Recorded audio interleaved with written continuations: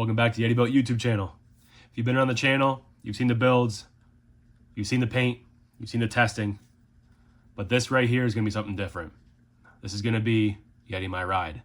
A couple weeks back on one of my lives, we were talking about things that we could work on the channel, some things that we can do, and my boy Nerdcrawler RC on Instagram thought of a great idea, Yeti My Ride. What it's going to be is you send me your rig, doesn't matter if it's clapped out, half built, shelf queen, or even almost comp ready. Every single truck is going to be different style, different goal, different personality. But every truck that comes through here is going to get the same treatment. First we're going to do, dial it in. Suspension tuning, geometry tweaks, weight bias, link setup, shocks, drivetrain, whatever it needs to actually perform, not just crawl, but compete if that's the end goal. From there, once we get it working right, once it moving the way it should, then it's going to earn the body. You're going to get a full custom painted body, built to match the truck, right to the wheelbase, exactly the way it should. It's going to match the vibe, no off-the-shelf look, no copy and paste. It's going to be the full Yetibilt treatment. The goal isn't just to make it look good. The goal is to send it back better than it arrived. More capable, more competent. It's going to be Yeti My Ride. So from there, we're going to head over to the shop. We're going to show off the first Yeti My Rig truck, Yeti My Ride truck. See what it needs. A lot. We're going to go from there. Let's check it out. From there, let's check out this truck. Vader's Custom 24s. On Instagram, it's Vader's_24s. But here it is. It is on a Northwest Chassis Works Athos XL chassis, but he's got it on an RC Steve short wheelbase. I think it's C10. We'll have to measure to get an exact length here, but I'm almost positive it's a C10 wheelbase truck. But as you can see here, we got vertical shocks because it being an XL chassis, it's not made for the short wheelbase links. So you're not going to get real good articulation out here. The shocks are going to be a little tighter than they should. You want them laying down around a 45-degree angle or slightly positive than that. You don't want them vertical. It's going to fight you. From there, what else we got here? We got the shocks, by the way, they're Fedco. I want to say they're like 40 or 42 mil or something like that. I forget what they are. I haven't really ever messed with them. They're not terrible. As you can see, they don't fully compress. That's all the way down on both sides. You don't get full compression out of them. Not a ton of movement. They're not terrible though. They're good shocks. These are oil-filled ones. They have decent movement. Needs a little bit more spring rate up front. We got NSD RC RS100 servo. We got anodized blue Muse axles. Hard Park, I think. 1.0s on trenchers. We got the Mofo Pancake. We got a Mofo motor mount. We got a Mofo trans. I think they're Injora drive shafts. It is a Rockwolf ESC, and it has a Fly Sky A3 big old chunky boy receiver. So right off the bat, you guys can tell what we're going to change. We're going to stretch this boy out. She's way too short. We got to make it fit this chassis a little better. So I have some D90 links. We're going to put it at a D90 wheelbase because the body that he's getting is pretty long, which you'll see. Maybe this video is a little teaser, but maybe the second video. We'll see when we get there. But we're going to tighten this wiring up. We're going to stretch her out. We're definitely going to change the shocks. I want to go to a shorter front shock and a longer rear shock.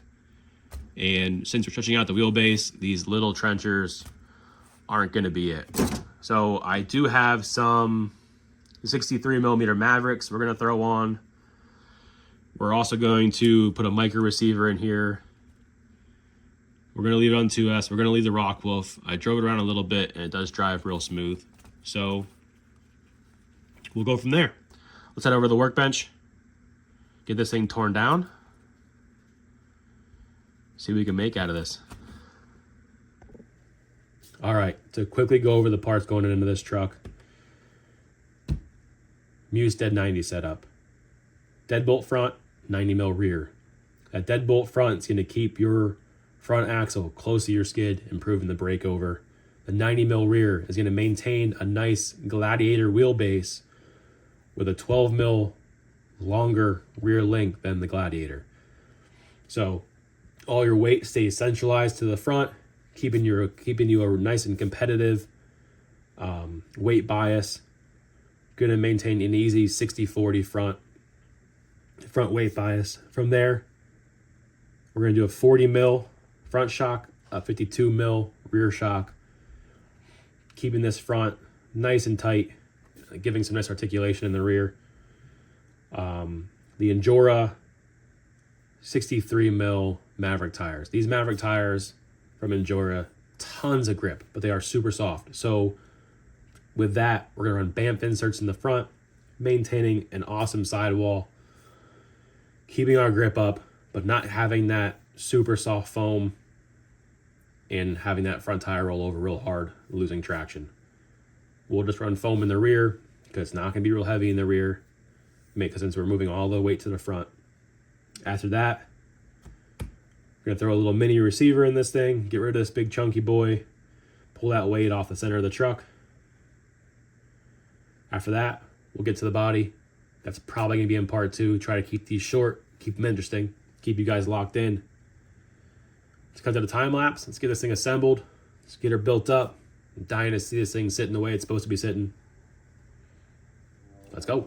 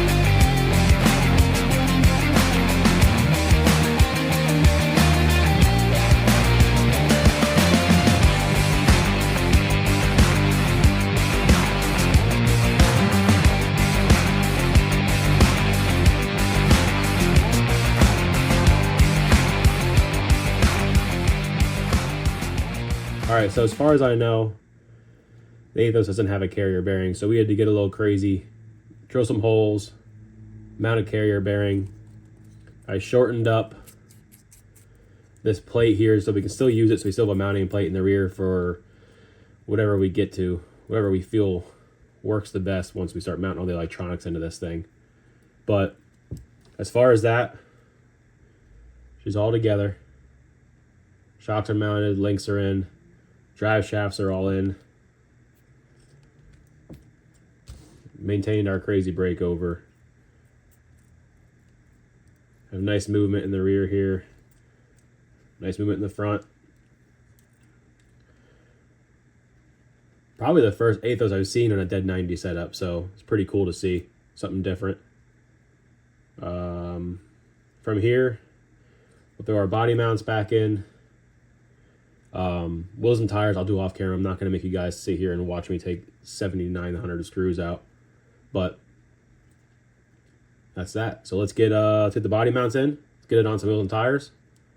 See what it looks like. Quick little tips and tricks. Since we're running foam in the rear, what I do is, you can see how there's a U there.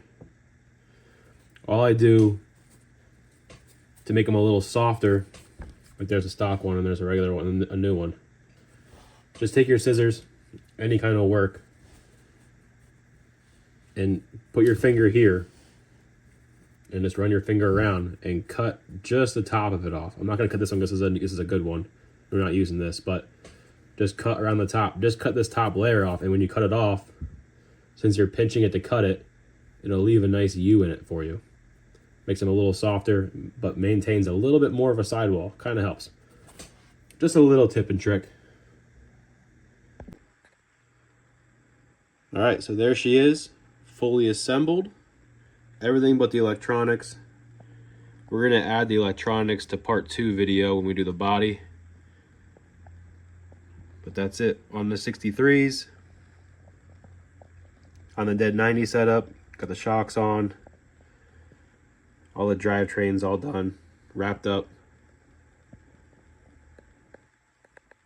We're just about there. Stay tuned for part 2. We'll get the body all wrapped up. We'll get the body painted, do some windows, get a little crazy with it, finish out the electronics, get them all clean, and get this thing out to Vader. Thanks for watching. Stay wild.